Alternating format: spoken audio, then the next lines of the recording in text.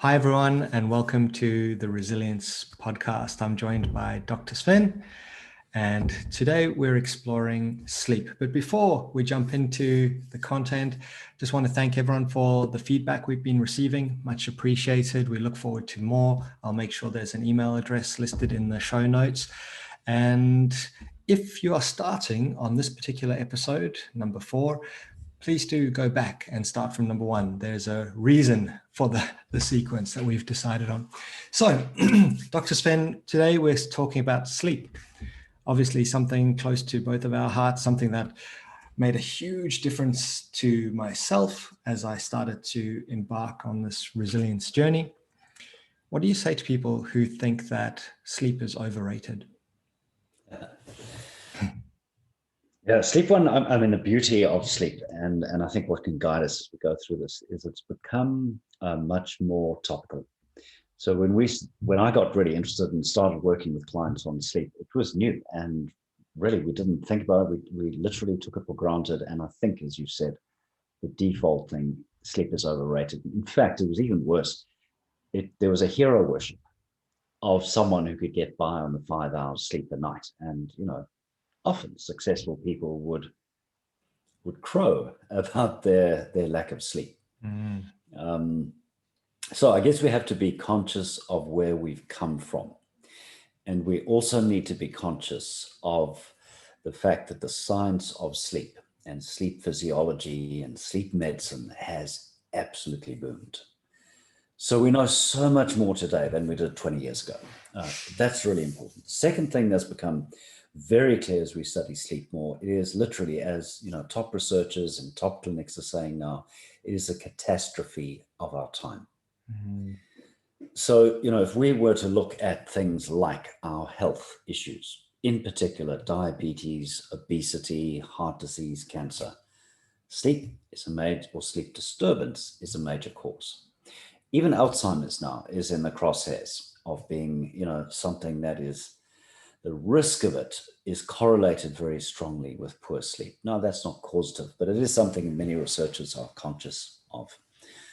Likewise, if you look at mental health, if we are worried about the depression, if we're worried about the anxiety, if we're worried about the attention disorders, the autism of our young people, we cannot ignore sleep.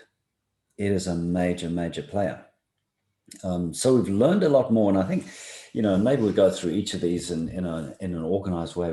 What we've also learned is that optimal performance needs a good night's sleep. I mean, they're really simple little things, like, as a basketball fan, if you get a good night's sleep, you jump higher the next day. Your speed times are better. Your reaction times are better. But so is your emotional recognition. So is your leadership, the charisma you express. So I think maybe we'll walk through this logically. I may just share my screen because it may help people to flesh this out just a fraction. And I guess one of the ways I've tried to look at this, is it clear for you, Brad? Yes, clear. Is that it can hit us at a number of levels. Remember in our first model, we talked about up or down. So for the person who says sleep is overrated, first thing to consider is, are you being hit by a downside? And how would we look at that? Well, right at the bottom, mortality, cancer, heart disease, they're all there. Your genes will disrupt night after night if you fail to sleep. Your health fails. You get more infections. So you want to protect yourself from COVID, sleep well. If you want to, don't diet, sleep is what many studies now show in terms of managing weight gain. High blood pressure, inflammation. Likewise, if we think about more the emotional level, when we don't sleep, our self-care fails. We can't see what we need. Remember, we talked about up and down, and we said, if you have insight, you've got a 50-50 chance of doing something constructive. If you don't see it, 4%. You lose your insight when you don't sleep, and you tend to do things that lead you into trouble. In terms of, being connected, which is a key part of our mental, emotional, physical well-being, they fail. So our ability to read others, our own expressions fail.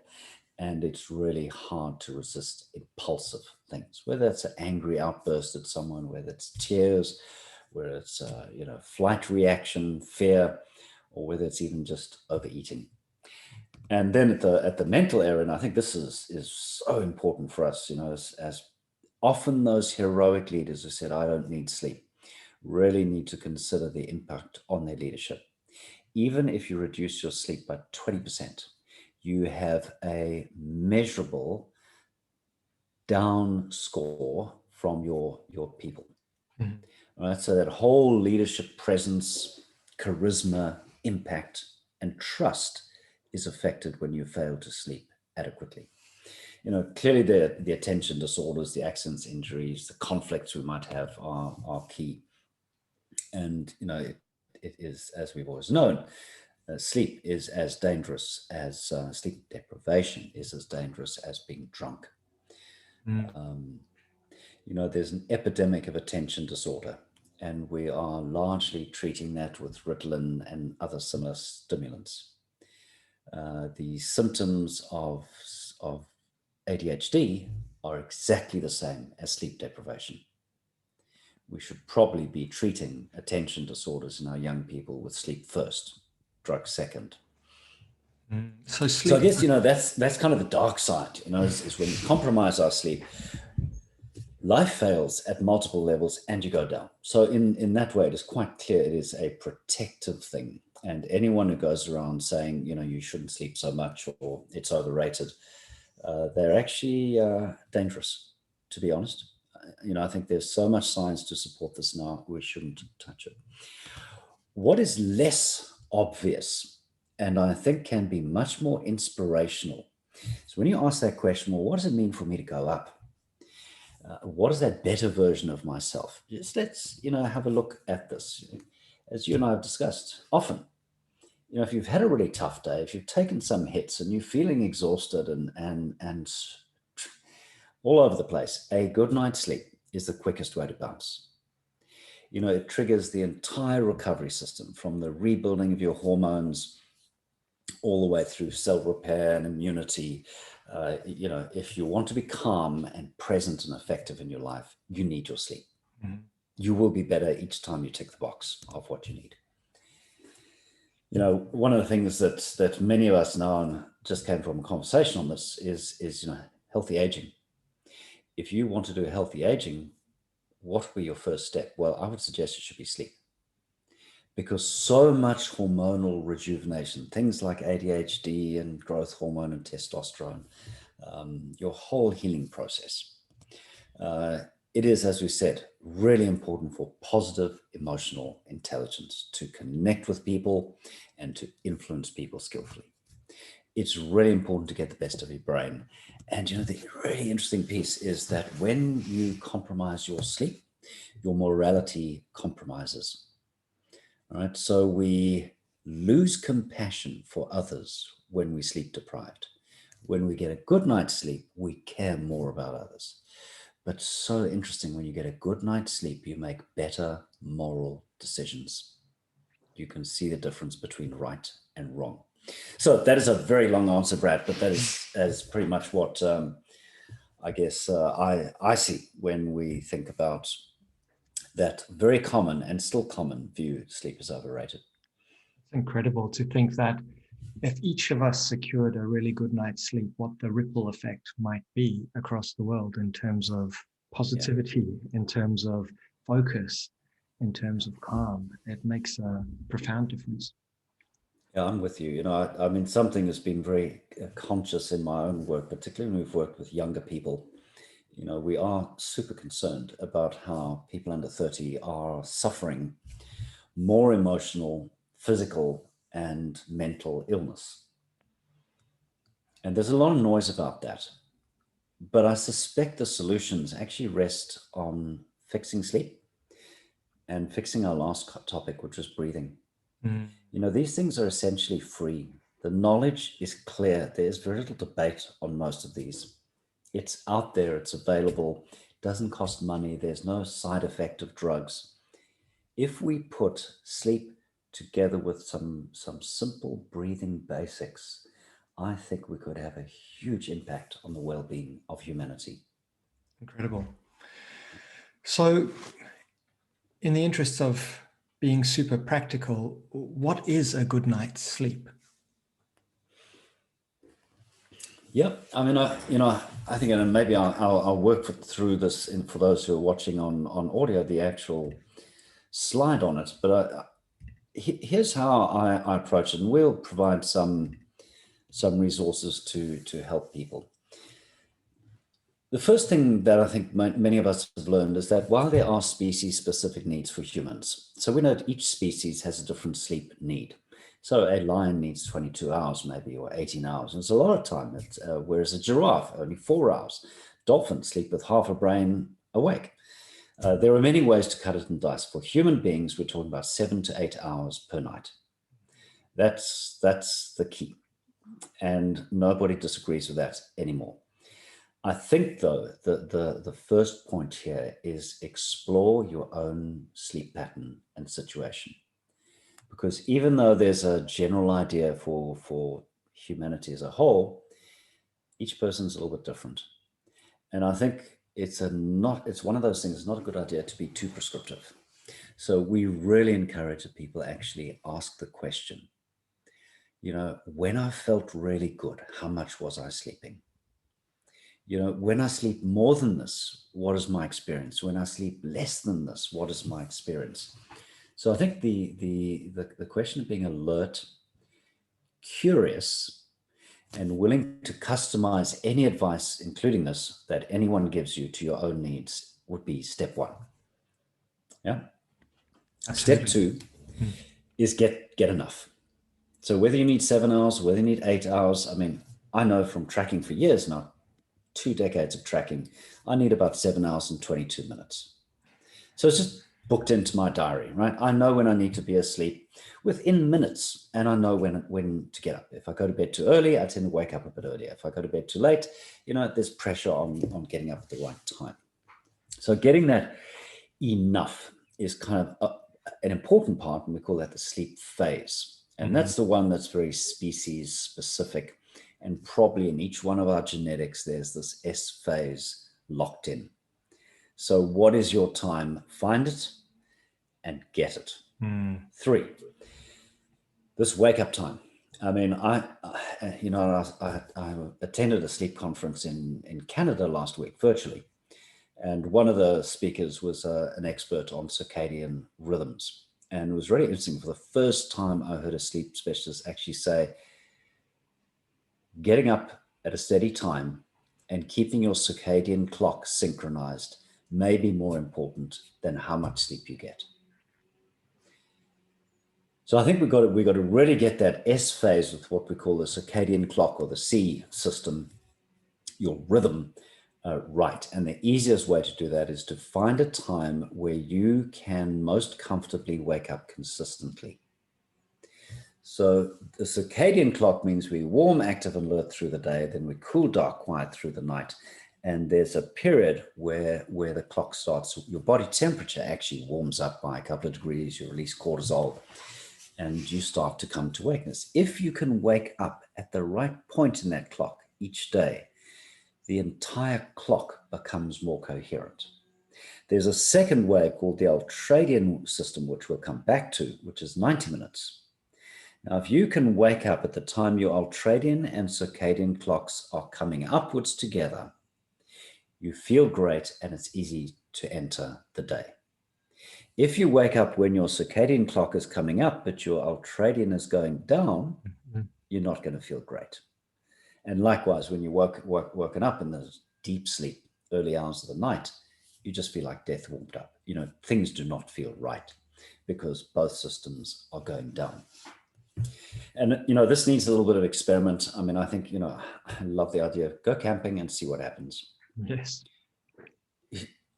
Go back to nature, see what your body is used to, see how you respond to the place you're living in.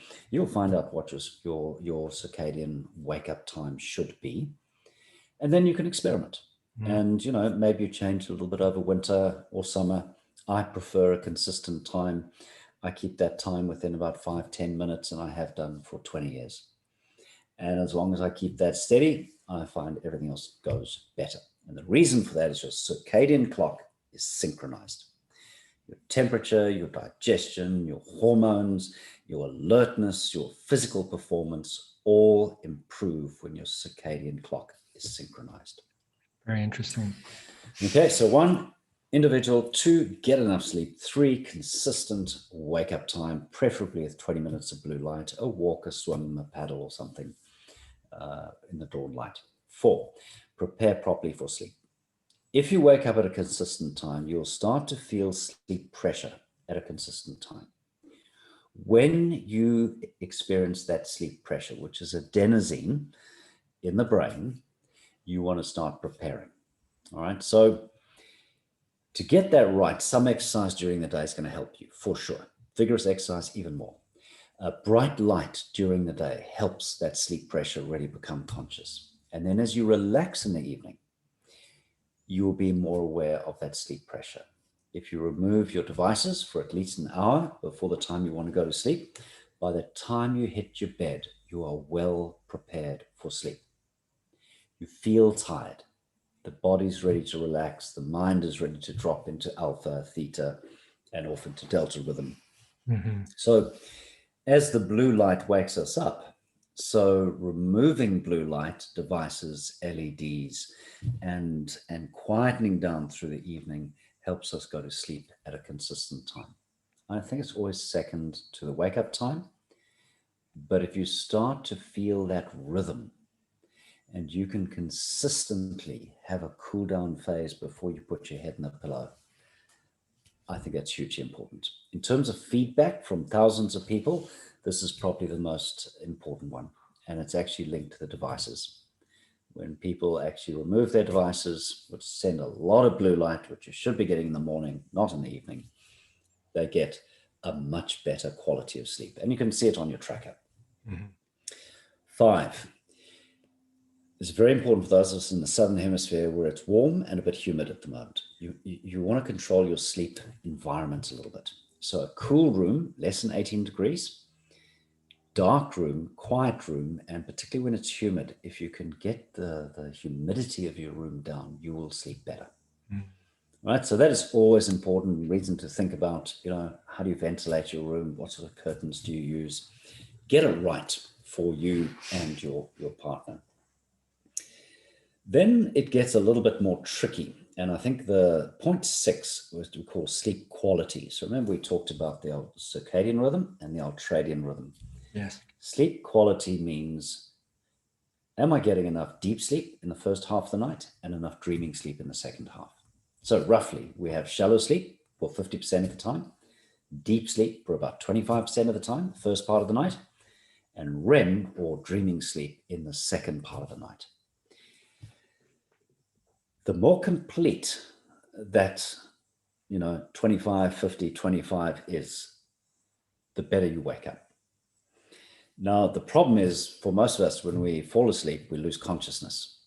So we have no idea. Some may remember some dreams, but you don't actually know. Was I in deep sleep? Was I shallow? Was I dreaming? And I think that's where tracking could really help. Now, I'm a great fan of this. I don't think one wants to be obsessive about tracking, but I think because in sleep, we're actually unconscious most of the time, it really makes sense to wake up in the morning and have a look at your device and see what happened. Yeah. And even if it's 10 days, 2 weeks of tracking, you will learn so much about your own sleep need, sleep patterns, optimal wake up time, optimal go to sleep time. It's gold. All right. It may just be that you do that for 2 weeks. You think, okay, well, I'll make this adjustment, and then you lock it in. All right. The key to the deep sleep is the cool down phase and exercise during the day. And obviously to be relaxed. Deep sleep is the anti-aging piece. That's when you're releasing all your hormones. That's when your immune system is rebuilding, your brain cells are rebuilding, your muscle is rebuilding. The brain is really quiet in deep sleep. The dreaming sleep is a little bit more subtle. So we've always known that dreaming sleep is linked to memory. If you corrupt your dreaming sleep, you can lose 50% of your memory of the previous day. It's really important to be careful of that. So memory is key in dreaming sleep. We've also known that some of your emotional intelligence is key to dreaming sleep. Thirdly, we've discovered that emotional trauma, and this came up in the workshop last week, is resolved with dreaming sleep.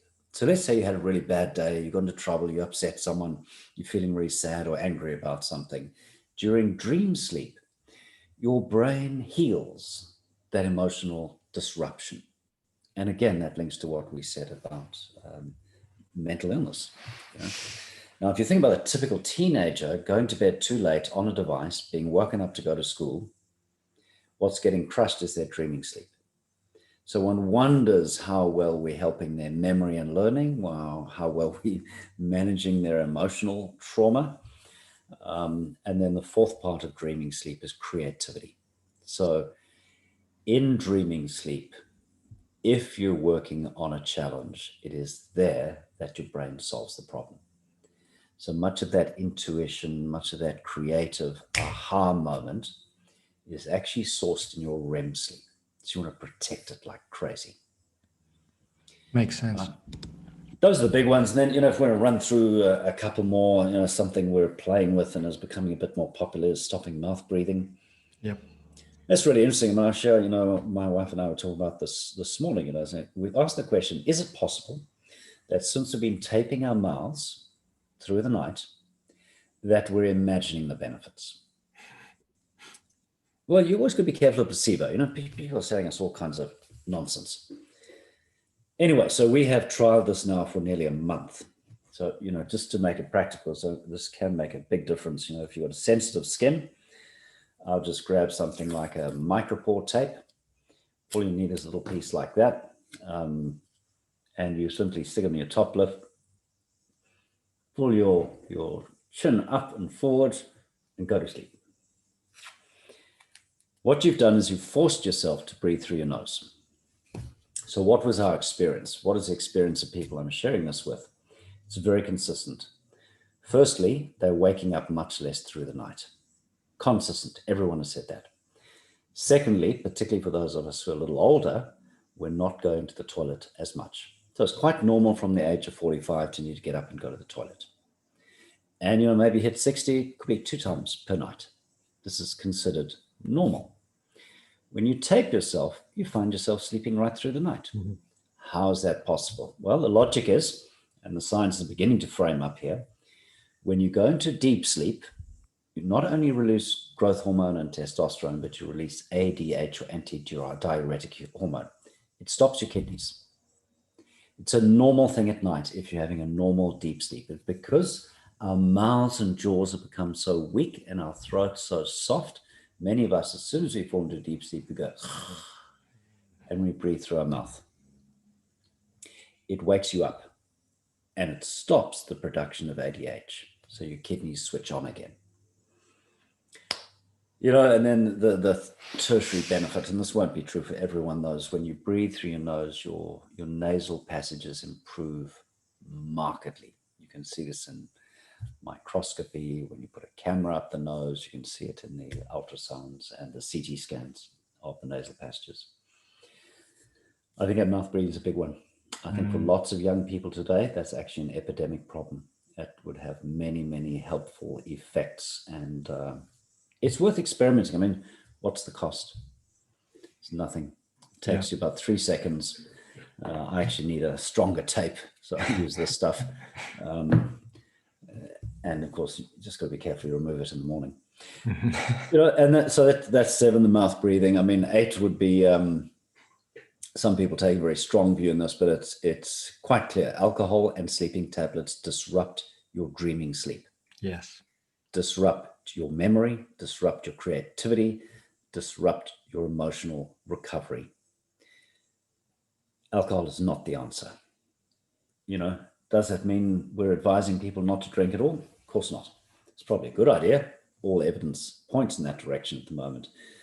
But maybe the key is to have a glass of wine or something early in the evening. and to make sure that if you do have sleep problems, try everything before you use sleeping tablets. Second part of that one, perhaps try melatonin. Almost all the sleep specialists I have been studying and talking to, they're all recommending melatonin as a safe sleep synchrony agent. So don't think that melatonin will put you to sleep like a sleeping tablet. It doesn't do that. But what it does do is it helps you release melatonin, which helps you get into that cool, dark, quiet phase where dreaming sleep kicks off. It's more of a And I signal. think, simple one, sleep debt, take an afternoon nap. I had a chat with a bank yesterday. Someone suggested power naps, and we picked it up as a question because many people sort of boo-hooed and laughed at it. The truth is, in high-performing organizations or teams or military, power naps are absolutely compulsory. We know that they fix and resolve sleep debt, and two, they stimulate performance. So if you could build a culture or a habit of a quick afternoon after lunch nap, that is powerful. And then the last point, and I think, maybe we refer this to people, or maybe pick it up in a different topic. Don't forget that for many people, the sleep problem has got nothing to do with physiology. What's happened is we've got a habit of monkey mind. The moment the lights go out and we're in bed, whether it's before you fall asleep or waking up at 2 a.m, suddenly the mind starts to travel. And it worries about things, or it remembers something bad that happened, and then it gets sad or angry, and round the mind goes. Now, of course, when the mind does that, you're going to generate fear, you're going to generate anger, you're going to generate sadness and resentment. It'll absolutely wreck your sleep. So for many people, the starting point may be, how do I learn to quieten my mind at night? To start developing a habit of not thinking at night, which you could call this a meditation, of maybe concentrating on relaxation, concentrating in your breathing, just being present to the moment. Even if you don't have a problem there, I think that practice can really give you a much better quality sleep. I do that religiously. I have been doing that 15 years. Always take a moment, even if I'm asleep, within 3 breaths, to just bring the mind to a quiet, peaceful place. And really, Brad, that is it. Those are 10 commandments, if you like, of sleep. Simple thing, totally natural thing. Go camping, it all solves itself in almost every case. And isn't it interesting how we can find ourselves on a downward spiral by, for example, experiencing some challenges in my everyday life, maybe some conflict. So in order to relax, to calm down, drink some wine, have a sleeping pill, you don't achieve the desired amount of REM sleep. And as a result, you're unable to focus the next day. You haven't kind of consolidated your memories, and you're less able to cope. Yeah. So you find yourself on that downward spiral. And of course, then you become more reliable on just a little bit more alcohol, or a little bit stronger dose of sleeping tablet. You're absolutely right. This is our big challenge as humans, isn't it? We discount the long term.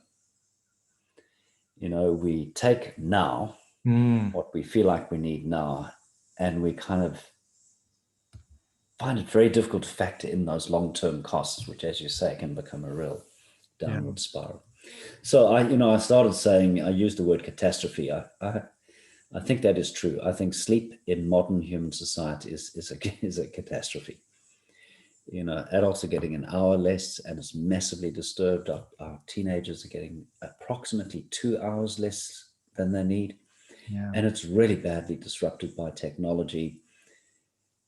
Such a simple thing. That's why I think we really need to focus, like we did with the breathing, the sleep. These could be human game changers. And, let's sort of wrap it up and think, so let's say I run a business like a team yesterday, 25 entrepreneurs. They're all employing 15 to 50 people and more. You might ask the question for an entrepreneur, what's the cost of sleep disturbance to your business? It's estimated currently somewhere between $1,400 and $2,500 per person per year. That's huge, right? So if you could even 30% improve sleep, that is a massive $800 back to your business per person per year. You got 10 people, that's 8,000. You got 100 people, that's 80,000. It's meaningful money. And that's something I think more and more businesses are starting to understand. Sleep disturbance has a cost, and good sleep has huge benefits to us. I love it. So for people out there wanting to get started and secure a good night's sleep, insight, maybe experiment with tracking for 10 days or so. If personally, I find that to be super valuable in that you can look at which factors are changed over the course of the day. Did I go to bed a little earlier, less blue light exposure? Did I wake up at dawn?